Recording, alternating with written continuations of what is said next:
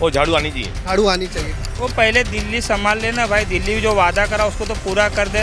इतनी महंगाई है, व्यापार करना मुश्किल हो गया है। महंगाई तो हर जगह, कम या ज़्यादा, इसमें गुजरात से कोई लेना देना नहीं है। कि भाई जो है पक्के मोदी भक्त है। अभी देखो पोल खुल के मोदी सरकार की।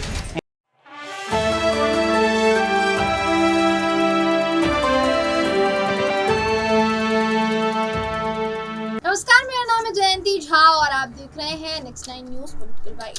दोस्तों, सियासत गुजरात में पहले तो आपको बहुत बहुत स्वागत है।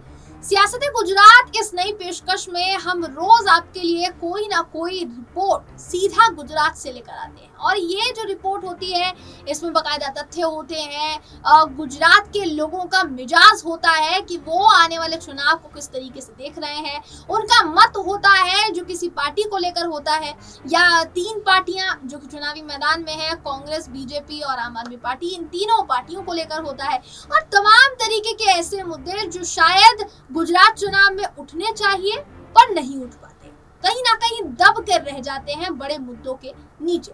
अब यहाँ देखिए, हमारी टीम जो है यानी नेक्स्ट 9 न्यूज पॉलिटिकल बाइट की जो टीम है वो इस वक्त गुजरात की चुनावी यात्रा में व्यस्त है, गुजरात की चुनावी यात्रा पर निकली हुई है और गुजरात के अहमदाबाद पहुंच चुकी है। देखिए, गुजरात के अहमदाबाद में इस वक्त कई ऐसी सीटें हैं, कई ऐसी विधानसभा सीटें हैं जहां का आकलन इस वक्त हमारी टीम कर रही है, हमारे सहयोगी राकेश मोहन सिंह कर रहे हैं। देखिए दोस्तों, यहाँ जिस तरीके की चीजें अब निकल कर सामने आ रही है सीधा गुजरात से, गुजरात चुनाव के लिहाज से वो चीजें बहुत बड़ी है, वो बातें बहुत बड़ी हो जाती है क्योंकि देखिए एक एक मुद्दा इस वक्त गुजरात चुनाव में अहम भूमिका निभाएगा। चाहे फिर वो मोरबी का मुद्दा हो, चाहे फिर वो महंगाई का मुद्दा हो, बेरोजगारी का मुद्दा हो, चाहे कोई भी मुद्दा हो, लेकिन अगर जनता उसे अहम मानती है, अगर जनता के नजरिए से वो जरूरी मुद्दा है जो कि उठना चाहिए, तो वो एक अहम भूमिका निभाएगा क्योंकि जनता मुद्दों के आधार पर वोट देती है और मुद्दों के आधार पर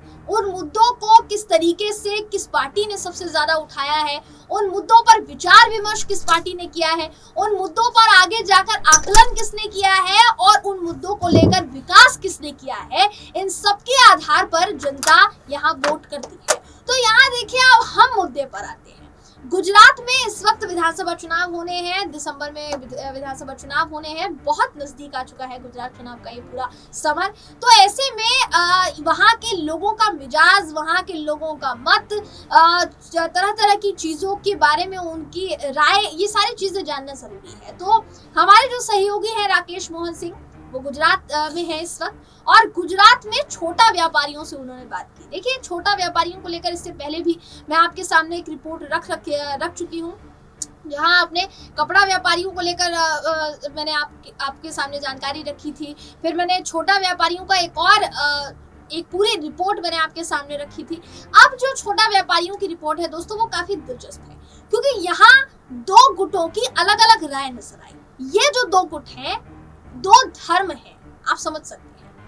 आजकल के माहौल में, अभी का जो माहौल है इस वक्त देश में, राजनीति धार्मिक हो गई है, धर्म के आधार पर भी राजनीति हो रही है। मुस्लिम समुदाय का एक अलग गुट है, हिंदू समुदाय का एक अलग गुट है और ये दोनों गुट मिलकर डिसाइड कर रहे हैं कि हम किसको चुनेंगे और यही छवि, यही माहौल गुजरात में भी नजर आ रहा है दोस्तों। तो यहाँ मुस्लिम गुट का मत है कि बीजेपी तो 27 साल से आई हुई है, तो बीजेपी को तो हम इस बार नहीं लेकर आएंगे क्योंकि बीजेपी ने कुछ विकास भी नहीं किया है, हिंदू मुस्लिम के नाम पर लड़ाती है, इससे ज्यादा कुछ नहीं करती है, महंगाई बहुत हो गई इसके राज में, तो अब इसको हटाना है, केजरीवाल को लाना है। वहीं हिंदू समुदाय का, हिंदू गुट का कहना है, व्यापारी गुट का, यहाँ व्यापारी गुट की बात कर रही हूँ, व्यापारी गुट का कहना है कि भाई चुनेंगे तो मोदी को ही, मोदी ही आएंगे, केजरीवाल पहले दिल्ली को तो संभाल ले, उसके बाद गुजरात की तरफ देखें।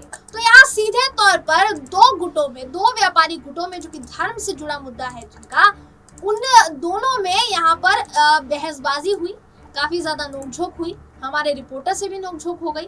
वो सारी चीजें दिखाएंगे आपको, लेकिन उससे पहले हम आपको दिखाते हैं ये एक पूरी रिपोर्ट जो कि छोटा व्यापारी को लेकर तो है ही, लेकिन हमारी जो रिपोर्ट आगे जो हम आपको दिखाने वाले हैं, जो हमारे सहयोगी ने सवाल जवाब किए हैं, जो आपके सामने हम रखने वाले हैं, उससे जुड़ी ये पूरी रिपोर्ट है। सबसे पहले आपको रिपोर्ट दिखा देते हैं। गुजरात में छोटा व्यापारी वर्ग एक ऐसा वर्ग है जो धरातल की सच्चाई को बहुत करीब से देखता है। ये वर्ग हर बार चुनाव से पहले ही चुनावी हवा को भांप लेता है। किस दल की दाल राज्य में गलेगी, ये वर्ग इस बात को बखूबी से जानता है। छोटा व्यापारियों की बात करेंगे तो ये लोग छोटे से छोटा काम करके अपना घर चलाते हैं। खासकर अगर बात करेंगे गुजरात की तो इन व्यापारियों को आप चूड़ी, ऑक्सीडाइज्ड ज्वेलरी, सर्द गर्म कपड़े, बैग्स बेचना, इन सब का व्यापार करते हुए देखेंगे। ये छोटे छोटे व्यापार ही हैं। ये व्यापारी बाजार से सामान खरीद कर जब ग्राहकों के बीच जाते हैं तो इनकी सबसे बड़ी चुनौती होती है कि जिस लागत में सामान इन्होंने खरीदा है उससे ज्यादा लागत में ग्राहक उस सामान को खरीदे। मोल भाव में कहीं उनका धंधा चौपट ना हो जाए। जाहिर तौर पर कोरोना के बाद से गुजरात में भी स्थितियां बदली हैं, क्योंकि इस वक्त हमारी टीम गुजरात पहुंची हुई है, इसलिए वहां के छोटे व्यापारियों के बीच चुनावी माहौल का आकलन आपके सामने कर सकते हैं। दरअसल लोगों का कहना है कि कोरोना के बाद से उनके कामकाज में गिरावट हुई है। उनका कहना तो ये भी है कि इस बार भाजपा को न चुनकर अरविंद केजरीवाल को मौका दिया जाना चाहिए, क्योंकि कोरोना के वक्त भाजपा सरकार की ओर से हमें मदद नहीं की गई है। व्यापारियों ने ये भी कहा कि इतनी महंगाई है कि छोटा व्यापारी सब इस वक्त कर्ज में डूबे हुए हैं। इसी कड़ी में जब हमारे सहयोगी राकेश मोहन सिंह ने छोटा व्यापारियों से बातचीत की तो उनके अलग अलग मत नजर आए, पर यहाँ भी शायद धर्म का मसला हो गया। दो अलग अलग समुदाय के लोगों ने गुजरात की वर्तमान राजनीति से रूबरू करवाया। सुनिए गुजरात के दो समुदाय की राय, देखिए ये रिपोर्ट। अभी जैसे कुछ व्यापारी वर्ग से बात हो रही थी तो लोगों ने बोला कि रॉ मटेरियल कच्चे माल का माल महंगा हो गया, जिसकी वजह से खुदरा व्यापार पे भी असर पड़ा है, महंगाई हो गई है और रोजगार नहीं है, ठीक से पॉलिसी नहीं है बिजनेस के लिए, मार्केट के अंदर सुविधाओं की कमी है। तो आप भी व्यापारी हैं, क्या सोच के जाने वाले हैं वोट करने और किसकी सरकार आ रही है? भाई महंगाई तो हर जगह, कम या ज़्यादा, इसमें गुजरात से कोई लेना देना नहीं है, बराबर। लेकिन आप व्यापारी हैं, सामान तो महंगा हो गया ना। महंगा हो गया तो महंगा बेचते भी तो है अपने। उसमें मगजमारी कोई टेंशन नहीं, कोई टेंशन नहीं, अच्छा खासा धंधा चल रहा है, सब कम ज़्यादा लेकिन चल रहा है। लेकिन अरविंद केजरीवाल रैली करके बोल रहे हैं कि छोटे व्यापारियों के लिए हम सस्ता लोन वगैरह उपलब्ध कराएंगे।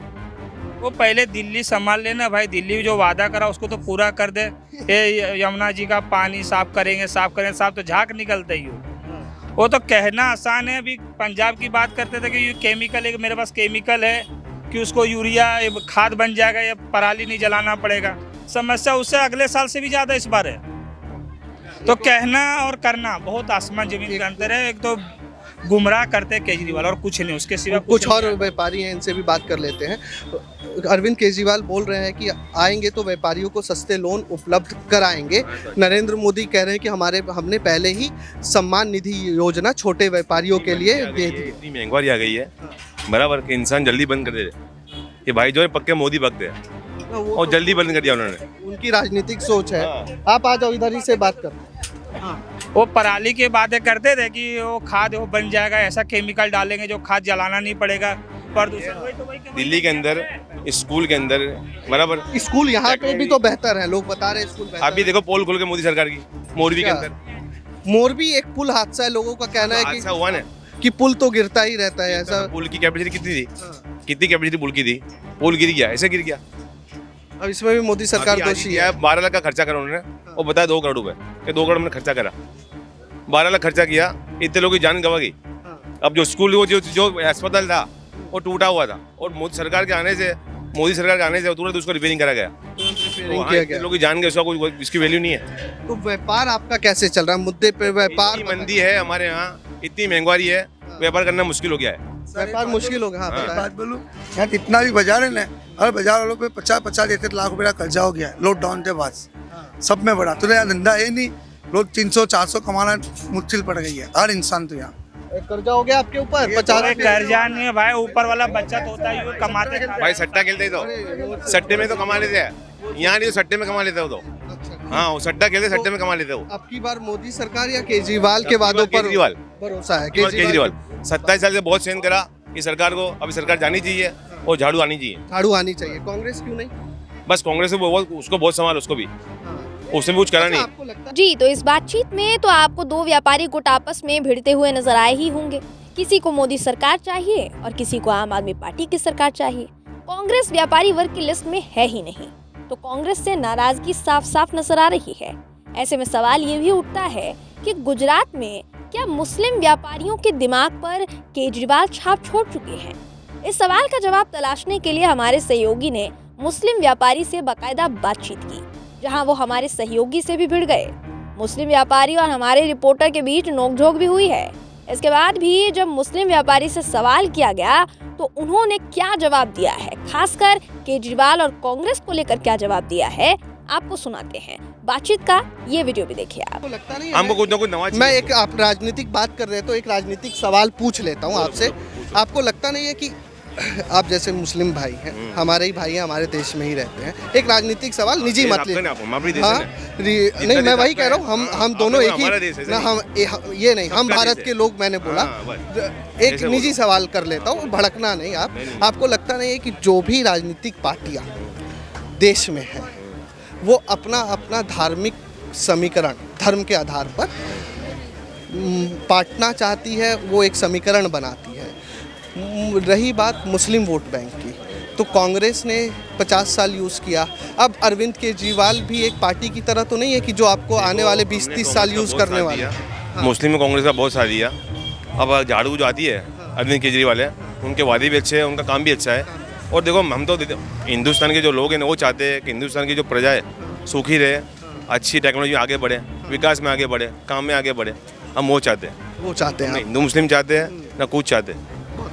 हाँ, तो मतलब कि ये आपको लगता है कि कांग्रेस ने इतने साल किया, अब नई पार्टी को चांस देना, उनको चांस देना चाहिए। मुस्लिम मतदाता अब नई पार्टी का रुख करेगा। ठीक, बहुत धन्यवाद। यहाँ पे थोड़ी बहुत जी, तो देखा आपने कि यहाँ मुस्लिम व्यापारी जो कि छोटे व्यापारी ही हैं, उनका कहना है कि 27 साल भाजपा को हमने सहन किया है, अब सहन नहीं करेंगे, अब तो केजरीवाल को ही चुनेंगे। लेकिन उन्होंने जो दावे किए उन तमाम दावों पर भी एक नजर डालनी जरूरी हो जाती है। व्यापारियों के गुट का कहना था कि महंगाई बहुत बढ़ गई है। इस दावे में कितनी सच्चाई है, चलिए उसकी पड़ताल किए देते हैं। तो भारत में महंगाई है या भारत की स्थिति दूसरे देशों से अच्छी है, इसके कुछ आंकड़े आपको दिखाते हैं। आंकड़ों के मुताबिक एशिया के कुछ प्रमुख देशों में भारत दूसरे देशों के मुकाबले बहुत बेहतरीन स्थिति में है। 2022 में भारत में मुद्रास्फीति जुलाई के आंकड़ों के मुताबिक 6.71% रही है। श्रीलंका में मुद्रास्फीति अगस्त में 64.30% रही। ईरान में 52.20% रही। पाकिस्तान में 27.26% रही।